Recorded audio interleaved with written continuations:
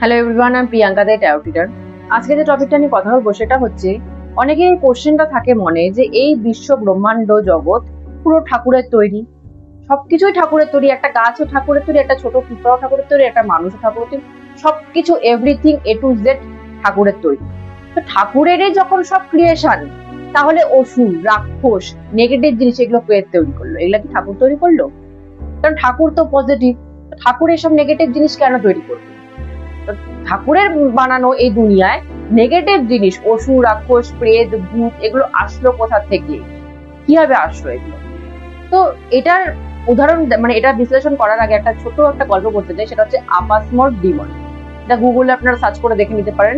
আপাসমর Demon, রাক্ষস, সে কিভাবে তৈরি হয়েছিল, তার তৈরিটা যখন আপনারা শুনবেন তখন আপনি বুঝে যাবেন যে পৃথিবীর সবকিছু নেগেটিভ জিনিস কিভাবে তৈরি হয়েছে।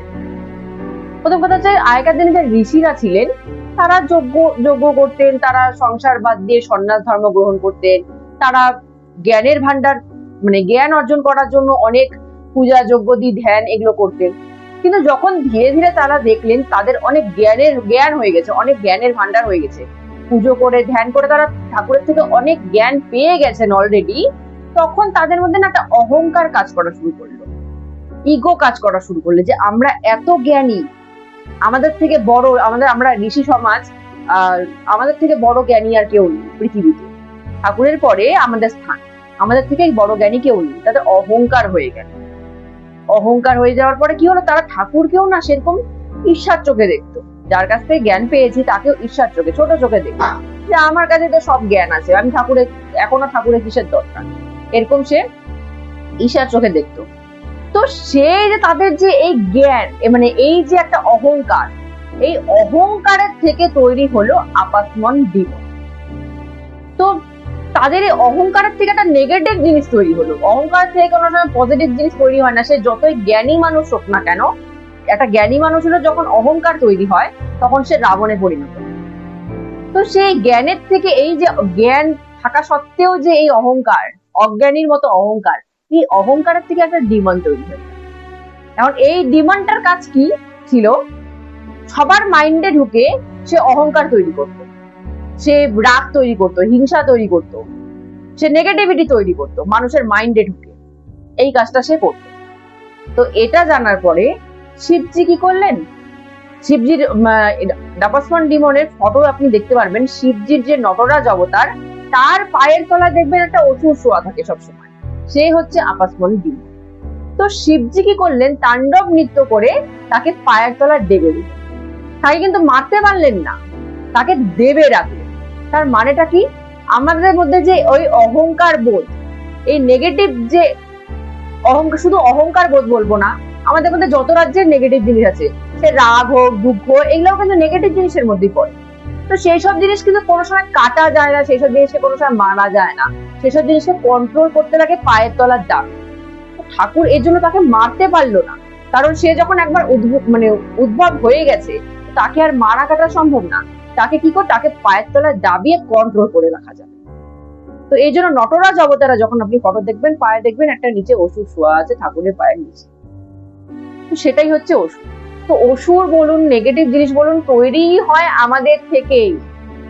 আমাদের তো পজিটিভ জিনিসের থেকে তৈরি, ঠাকুরের থেকে তৈরি, কিন্তু আমাদের মধ্যে যখন এই ঈর্ষা চলে আসে, কারোর প্রতি অহংকার চলে আসে, কাউকে দেখে ঘৃণা চলে আসে, লজ্জা ভয় চলে আসে, হিংসা চলে আসে, জ্ঞানের অহংকার চলে আসে, তো তখন নেগেটিভ জিনিসটা তৈরি। নেগেটিভ জিনিস অন্য কোথাও পৃথিবীর অন্য কান থেকে আসেনি, ঠাকুরও সৃষ্টি করেনি।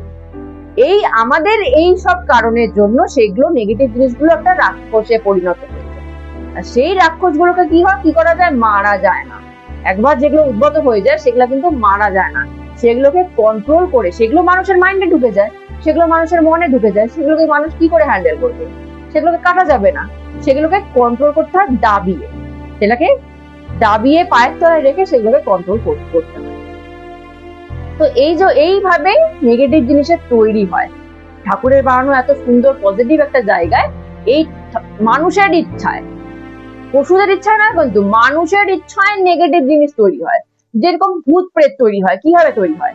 কোনো মানুষ সারা জীবন এত খারাপ কর্ম করেছে যে তাকে মারা যাওয়ার পরে মানুষ সোলকে যেখানে নিয়ে যাওয়া হয়, তার কর্মের জন্য সে সেখানে যেতে পারছে না, তো সে কি করবে? সে কোথায় যাবে? সে জন্ম নিতে পারছে না, সে মারা যাওয়ার পর যেখানে যেতে হয় সেখানেও সে যেতে পারছে না, সে ফেঁসে আছে। এই জন্য সে প্রেত জনিতে চলে যায়, এই জন্য সে ভূত জনিতে চলে যায়। এই জন্য আমাদের কর্মের জন্যই আমরা নেগেটিভ জিনিস ক্রিয়েট করি। ঠাকুর ক্রিয়েট করে না, আমরা ক্রিয়েট করি আমাদের কর্মের জন্য। ভালো কর্ম করো, মারা যাওয়ার পর যেখানে যাওয়া সেখানে ঠাকুর হাত ধরে সেখানে পার করাবে। তেমন খারাপ কর্ম করো না যে মারা যাওয়ার পর যেখানে যেতে হয় সেখানে তোমাকে আটকেই দিল, সেখানে তোমাকে যেতেই দিল না, তারপর তোমাকে ভূত প্রেত হয়ে ঘুরতে লাগে। এইভাবেই নেগেটিভ জিনিসের উদ্ভব হয়, যেটা ঠাকুর একদমই করেনি। আমরা আমাদের ভুলের জন্য, অহংকারের জন্য, ঈর্ষার জন্য, হিংসার জন্য আমরা এগুলোকে ক্রিয়েশন আমরা করেছি। তা আমরা যেহেতু ক্রিয়েশন করেছি, এই জিনিসগুলোকে একেবারে কেটে মেরে বাদ দেওয়া যায় না, সেগুলোকে কন্ট্রোল করে দাঁড়িয়ে রাখে। আজকে এখানেই স্টপ করছি।